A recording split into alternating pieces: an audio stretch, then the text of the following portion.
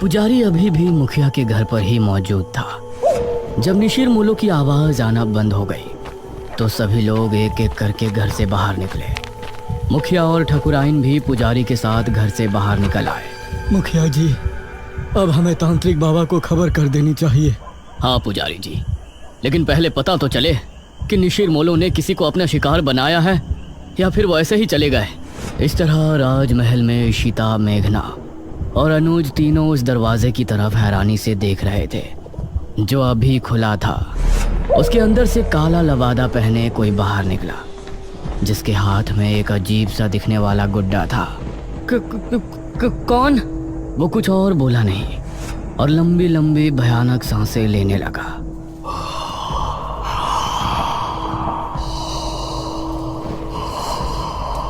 उसकी भयानक सांसों को सुनकर ये तीनों डर गए और तभी वो तेज रफ्तार से इनकी तरफ भागा। भागो जल्दी, महल से बाहर निकलो। इन तीनों का दिल दहल उठा और ये खिड़की की तरफ भागे। जल्दी करो। वो अभी भी इनके पीछे ही था। अनुज ने पहले इशिता और फिर मेघना को बाहर निकाला। वो अनुज तक पहुंचने ही वाला था कि तभी अनुज भी खिड़की से कूद गया।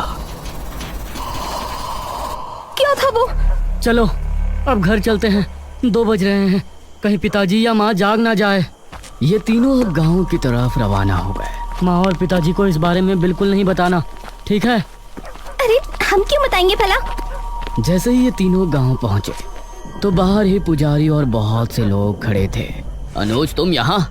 हमें तो लगा कि तुम तीनों अपने अपने कमरे में सो रहे हो। इतनी रात में तुम तीनों कहाँ से आ रहे हो? वो पिताजी। मुखिया ने मेघना और इशिता की तरफ देखा। तुम दोनों कहाँ गई थी अनुज के साथ? जी माफ कर दीजिए अंकल, हम दोनों का घूमने का मन हो रहा था। तो दिन में घूमने चले जाते, रात में बिना बताए जाने की क्या जरूरत थी? माफ कीजिए पिताजी, मैं ही इन दोनों को ले गया था। लेकिन आप सब लोग यहाँ बाहर इकट्ठा होकर क्या कर रहे हैं? अनुज ने बात को बदलते हुए कहा। आज गांव में निशिर मोलो आए थे, सभी उनकी आवाज सुनकर ही खौफ में थे। क्या निशिर मोलो? ये निशिर मोलो कौन है? 4 कथई लबादे वाले शख्स जो अपने कंधों पर एक ताबूत उठाए रात के समय गांव में घूमते हैं। उनकी आंखें लाल चमक रही होती हैं। रात के समय गांव में घूमते हैं। उस समय अगर वो किसी को देख लेते हैं या कोई उन्हें एक बार देख लेता है तो वो उसे अपने साथ ले जाते हैं। सभी गांव के लोग तो अपने अपने घरों में थे, लेकिन वो लोग संपत और कप्ता को ले गए। वो बाहर ही जुआ खेल रहे थे।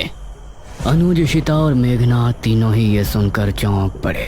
पिताजी, लेकिन इससे पहले तो ऐसा गांव में कुछ भी नहीं हुआ, न ही आपने मुझे कभी इसके बारे में बताया।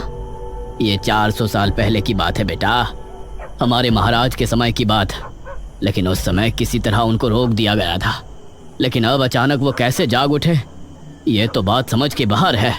मुखिया जी, अब कल सुबह ही तांत्रिक महाराज से मिलने के लिए निकलेंगे। फिलहाल सभी लोग अपने अपने घरों को जाएं और निशिर मोलो से सावधान रहें। ये सुनकर सभी गांव के लोग अपने अपने घरों को चले गए।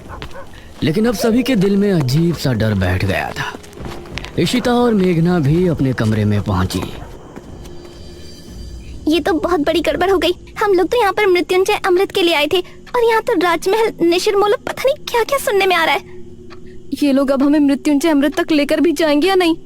अरे तुझे दिख नहीं रहा यहाँ कितनी प्रॉब्लम है? हम दोनों सुबह यहाँ से जा रहे हैं बस। नहीं, मैं नहीं जा सकती। लेकिन क्यों? वो मृत्युंजय अमृत। इतना कहकर मेघना ने आगे कुछ नहीं कहा। आपने बिना सोचे समझे उन दोनों लड़कियों को घर में जगह क्यों दे दी? देखा ना अब क्या हुआ। ठकुराइन, वो लड़कियां तो अनजान है, लेकिन अनुज को तो सब कुछ पता है ना। वो उनको लेकर रात में निकल गया, इसमें हम उनको दोषी नहीं ठहरा सकते। उनको लेकर जाने वाला तो हमारा ही बेटा है ना। कुछ ही देर में सभी एक एक करके सो गए।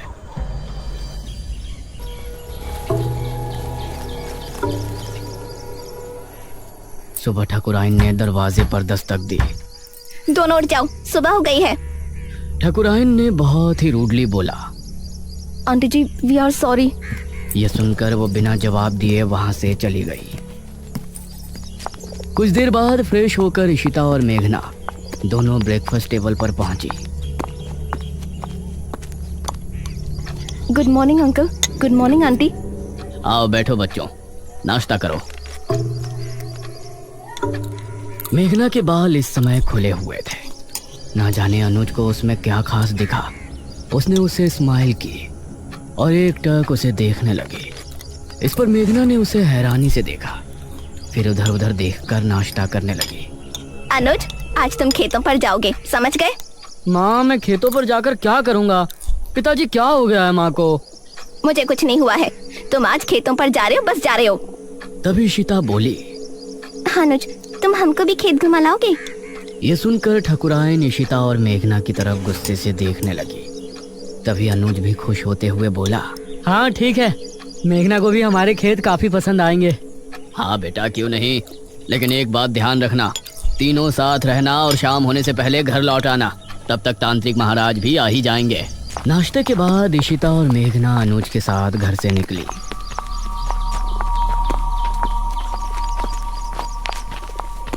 तुम अंकल आंटी के सामने मुझे ऐसे क्यों घूर रहे थे? तुम सच में शहर से ही हो ना?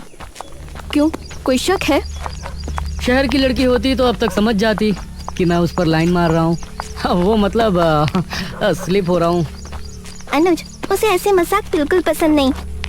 ओह अच्छा अच्छा ठीक है, सॉरी, लेकिन वो मजाक नहीं था। ये सुनकर मेघना भी हल्के से मुस्कुरा दी। ये लोग अब घने जंगल में पहुंच चुके थे। वैसे अनुज, यहाँ आने से पहले हमने कुछ सुना था। क्या सुना था? यही ना कि हमारे गांव के लोग एक नंबर के बेवकूफ है। अरे नहीं, किसी मृत्युंजय अमृत के बारे में कहा जाता है कि उसको पीने से बड़ा रोग दूर हो जाता है। ये सुनकर अनुज ने ईशिता और मेघना दोनों को घूर कर देखा।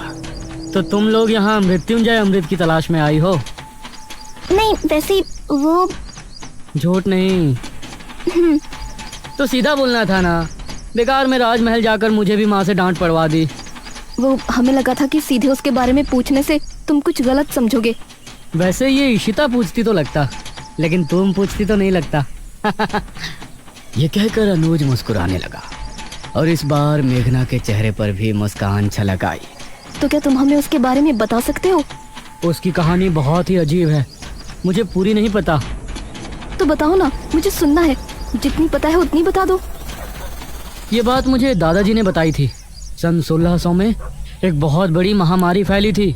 जवान बूढ़े सभी की तबीयत बिगड़ती और फिर कुछ ही दिनों में उनकी मौत हो जाती। उस समय जो राजा था उसे इसकी बहुत चिंता सता रही थी और राजा की चिंता देखकर उनकी बेटी राजकुमारी बहुत चिंता में थी। जब ठीक 4 साल उस महामारी को गुजर गए तो राजकुमारी रहस्यमय तरीके से गायब हो गई। गायब? वो कैसे? वो कहीं चली गई थी। राजा ने उन्हें बहुत ढूंढा लेकिन वो कहीं नहीं मिली। उसके बाद ठीक 1 साल 1 महीने बाद राजकुमारी लौटी और अपने साथ वो एक बीज लेकर आई थी। महाराज ने उनसे सवाल किया कि कहाँ थी, तो उसने कोई जवाब नहीं दिया। उसके बाद उस बीज को बोया गया और उससे ये बरगद का पेड़ उगा और इस बरगद के पेड़ से ये मृत्युंजय अमृत, इसको पीने से राज्य में आई महामारी खत्म हो गई। लेकिन कुछ समय बाद ही राज्य पर बहुत बड़ा संकट आया। कैसा संकट? और ये निशिर मोलो जिसके बारे में गांव के लोग बातें कर रहे हैं, उनकी क्या कहानी है? उसका तो मुझे भी नहीं पता। फिलहाल तुम वो देखो। उसने सामने की तरफ उंगली पॉइंट की। कुछ ही दूर पर सामने था एक हरा भरा बरगद का पेड़। उसे देखते ही मेघना हैरान रह गई। यह वही पेड़ था जो उसे सपने में दिखाई देता था और अब उसका वो सवाल और भी गहरा हो गया था कि ये पेड़ उसको सपने में क्यों दिखाई देता है। ओह माय गॉड, ये पेड़ तो बहुत बड़ा है। यही मृत्युंजय अमृत का पेड़ है। हाँ, और क्या? लेकिन इससे तो अमृत टपक ही नहीं रहा। वो अमृत तो सिर्फ पूर्णमासी और एकादशी की रात ही कुछ देर के लिए टपकता है।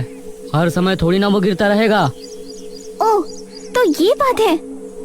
हाँ, अगर तुमको उसे देखना है तो तुम लोग पूर्णमासी तक यहाँ रुक जाओ। ये कहकर अनुज मुस्कुराया। मुझे मेघना के साथ थोड़ा और समय बिताने का भी बहाना मिल जाएगा। हम रुक तो सकते हैं। फिलहाल आप अपनी मम्मी जी को समझाओ। तुमने देखा नहीं सुबह कितना गुस्सा थी वो हमसे। उनका बस चलता तो वो हमें तभी घर से निकाल देती। अरे माँ है ना, तो फिक्र तो होगी ही, लेकिन बेफिक्र रहो, मेरे आगे कोई नहीं बोलता। तुम लोग बेझिझक यहाँ रुक सकते हो। हाँ ठीक है। वैसे भी हम लोग मृत्युंजय अमृत देखने से पहले तो नहीं जा सकते। लेकिन वो आदमी जो हमें राजमहल में नजर आया था, वो कौन था? इस पर अनुज ने मेघना से नजरें मिलाई। पागल। पागल? What do you mean? देखो, उस वक्त उसे देखकर तो मैं भी डर गया था, लेकिन अब सोचता हूँ कि कोई पागल ही होगा जो बेचारा उस राजमहल में सो रहा होगा।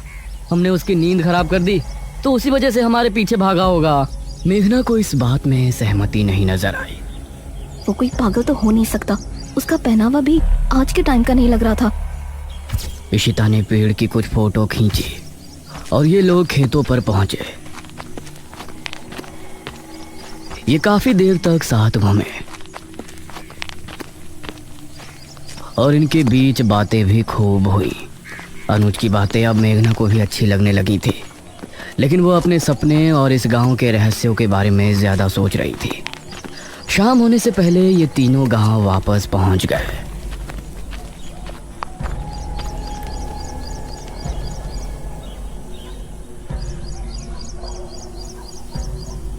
रात होने वाली है। पुजारी जी अभी तक तांत्रिक महाराज को लेकर नहीं आए। बहुत चिंताजनक बात है। मुखिया, ठाकुराइन और गांव के बहुत से लोग चौक पर इकट्ठे थे। तभी पुजारी अपने साथ एक तांत्रिक को लेकर वहां पहुंचा।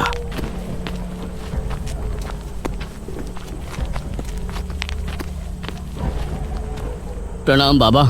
प्रणाम। तांत्रिक महाराज नहीं आए? तांत्रिक महाराज शाम से ध्यान मग्न बैठे हैं। वो सुबह सूरज निकलने से पहले नहीं उठ सकते, इसलिए मैं उनकी जगह यहाँ आया हूँ। आप निशिर मोलो के बारे में सब जानते हैं ना? चिंता ना करें, तांत्रिक महाराज का आशीर्वाद हमारे साथ है। हम आपकी समस्या का निवारण करने की पूरी कोशिश करेंगे। तो बताइए तांत्रिक जी, क्या करना होगा? हम पूरी रात जाग कर एक अनुष्ठान करेंगे जो कि गांव के चौक पर होगा। यह पता लगाएंगे कि निशिर मोलो अचानक कैसे जाग उठे। आप सामग्री तैयार करें। एक बार अगर हम अनुष्ठान शुरू कर देंगे तो उसके बाद पूर्ण होने से पहले उठने का हमारे पास कोई कारण नहीं होगा। बहुत बहुत धन्यवाद बाबा, भगवान आपको सफल करे। इशिता ने चुपके से मेघना से कहा, ये लोग सच में बेवकूफ हैं या मुझे ऐसा लग रहा है? ये तू क्या कह रही है? और क्या, वो आदमी गायब हुए हैं, उसके पीछे कोई और वजह भी तो हो सकती है। जरूरी है कि उन्हें किसी भूत नहीं उठाया हो। निशिर मोलो, चुप कर। कुछ ही देर में अनुष्ठान की पूरी तैयारी हो गई। एक अग्निकुंड, एक कपाल और एक नर हथहड्डी। उसके आसपास 4 धूप बत्तियों से धुआं निकलकर वातावरण को शुद्ध कर रहा था। आप सभी अपने अपने घरों में जाएं और अनुष्ठान के सफल होने की प्रार्थना करें। हवा फिर से तेज हो गई थी। चौक पर सिर्फ तांत्रिक और पुजारी नजर आ रहे थे। मेघना और इशिता खिड़की से तांत्रिक को देख रहे थे। मुखिया, अनुज और ठाकुराइन सोफे पर बैठे थे। अरे मेघना, क्या कर रही हो वहाँ? आकर बैठो ना, कुछ नहीं होने वाला इन लोगों से। अनुज, तुम खुद किसी को नहीं मानते तो मानने वाले का मजाक भी मत बनाओ। अभी ये लोग बातें कर ही रहे होते हैं कि तभी भारी कदमों के साथ 4 निशिर मोलों की आवाज जैसे ही गूंजना शुरू हुई, गांव के सभी लोगों का दिल बुरी तरह से दहल गया।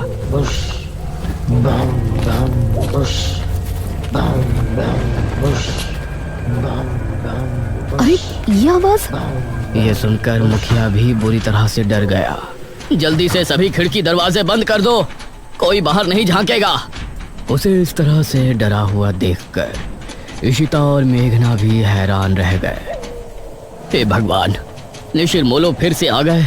400 साल पहले तो ये सिर्फ शनिवार की रात्रि में ही आया करते थे।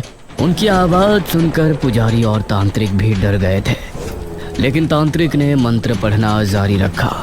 बाबा, ये निशिर मोलो की आवाज कैसे आ रही है? तांत्रिक ने उसका कोई जवाब नहीं दिया। पुजारी भी डर गया था, इसलिए वो भी चुपचाप मंदिर की तरफ रवाना हो गया। वो आवाजें अब तेज होती जा रही थी। मेघना ने जल्दी से खिड़की को बंद कर दिया। इधर पुजारी मंदिर की तरफ बढ़ ही रहा था कि तभी उसको सामने से निशिर मोलो आते हुए नजर आए। पुजारी उन्हें देखकर बेहद डर गया और खौफ भरी आंखों से उन्हें देखता रहा।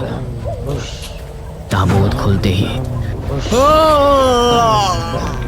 और उसके बाद सब कुछ सन्नाटे में बदल गया।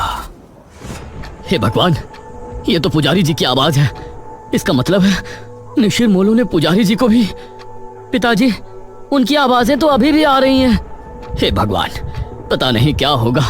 तांत्रिक बाबा की रक्षा करना। तांत्रिक अभी भी बैठा हुआ अनुष्ठान कर रहा था। उसको सामने से निशिर मोलो आते हुए नजर आए। उन्हें देखकर तांत्रिक की आंखों में भी खौफ उतर आया। निशिर मोलो उसके सामने आकर रुक गए और एकदम शांत हो गए। तांत्रिक ने उन्हें देखने के बाद भी अनुष्ठान जारी रखा। आवाज आनी बंद हो गई। लगता है वो चले गए पिताजी। नहीं, अभी कुछ देर अंदर ही रहो। जब तक तांत्रिक महाराज खुद नहीं कह देते, कोई बाहर नहीं जाएगा। तभी तांत्रिक बाबा की एक दर्दनाक चीख फिजा में गूंजी।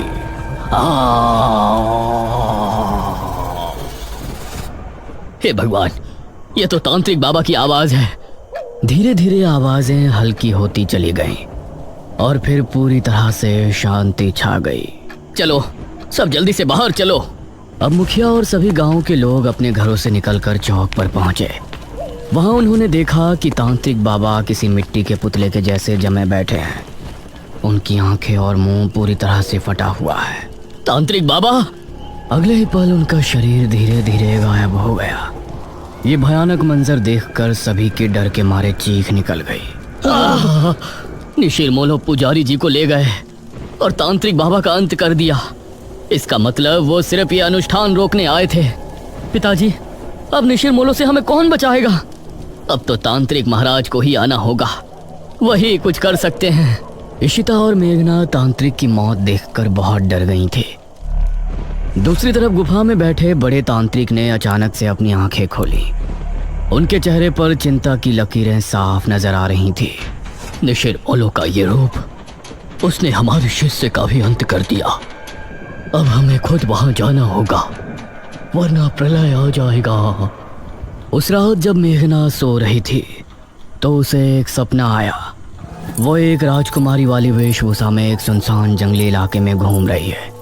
दूर दूर तक कोई नजर नहीं आ रहा है। तभी कोई पीछे से उसके कंधे पर हाथ रखता है। हाँ। मेघना चौंकते हुए पीछे मुड़कर देखती है और उसके मुंह से चीख निकल जाती है। उसे देखकर वो चीखती हुई नींद से जाग उठती है। अरे मेघना, क्या हुआ? मृत्युंजय अमृत क्या है ये तो हमने जान लिया, लेकिन निशिर मोलो कौन है और मेघना का इन सब से क्या संबंध है? वो कौन सा खौफनाक रहस्य है जिसकी वजह से गांव के लोग पहले भी खौफ में थे और आज भी है? इन सभी सवालों के जवाब जानने के लिए हमारे साथ बने रहिए निशिर मोलो के तीसरे भाग में। दिल्ली के एक पुराने इलाके में एक होटल था, होटल अंशिका। बाहर से देखने में सब कुछ सामान्य लगता था, लेकिन उसके अंदर एक ऐसा राज छिपा था जिसे जानने की हिम्मत कोई नहीं करता था। उस होटल का एक कमरा नंबर 13 लोगों के बीच डर का कारण बन चुका था। कहते हैं जो भी उस कमरे में गया वो कभी वापस नहीं आया। एक रात रोहित नाम का एक लड़का वहां पहुंचा। वो एक वीडियो क्रिएटर था और उसे ऐसी जगहों पर जाकर सच दिखाने का शौक था। उसे भूत प्रेत पर बिल्कुल विश्वास नहीं था। उसे लगता था कि ये सब सिर्फ लोगों की बनाई हुई कहानियां हैं। सर, आप कोई और कमरा ले लीजिए। वो कमरा ठीक नहीं है। वहाँ पहले भी अजीब घटनाएं हो चुकी हैं। लोग रात में चिल्लाते हुए सुने गए हैं। प्लीज़ सर, मेरी बात मान लीजिए। तो आज हम हैं उस कमरे में जिसे लोग भूतिया कहते हैं। सच क्या है ये आज पता चल जाएगा। रात गहराती गई और जैसे ही घड़ी ने 12 बजाए, माहौल अचानक बदलने लगा। कमरे की लाइट टिमटिमाने लगी और दरवाज़ा अपने आप बंद हो गया। हवा ठंडी हो गई, जैसे कोई अदृश्य चीज़ कमरे में मौजूद हो। रोहित धीरे धीरे शीशे के पास गया, लेकिन जैसे ही उसने खुद को देखा, उसकी सांसें थम गईं। कौन है वहां? ये क्या है? कोई है यहाँ? उसके पीछे एक परछाई खड़ी थी।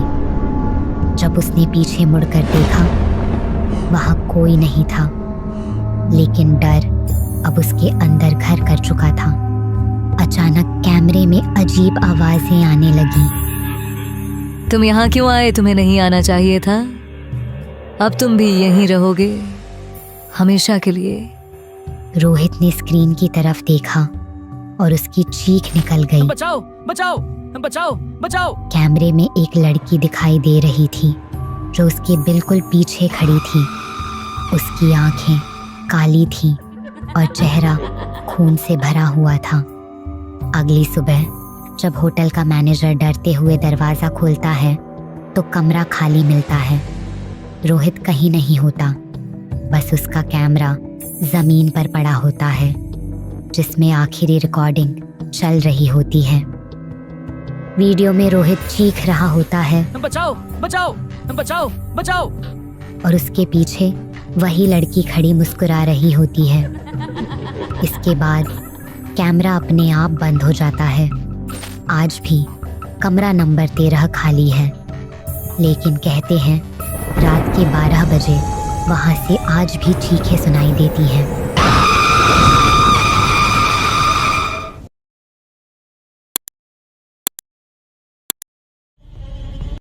तो दोस्तों, कैसी लगी आपको ये कहानी? अपना फीडबैक हमें कमेंट बॉक्स में जरूर लिखकर बताएं। और अगर आपने अब तक हमारे चैनल को सब्सक्राइब नहीं किया है तो जल्दी से कीजिए, क्योंकि आगे क्या होने वाला है वो सबसे पहले आप तक पहुंचता रहेगा नोटिफिकेशन के जरिए। और हाँ, बेल आइकन को दबाना मत भूलना ताकि आप एक भी सस्पेंस या हॉरर अपडेट मिस ना कर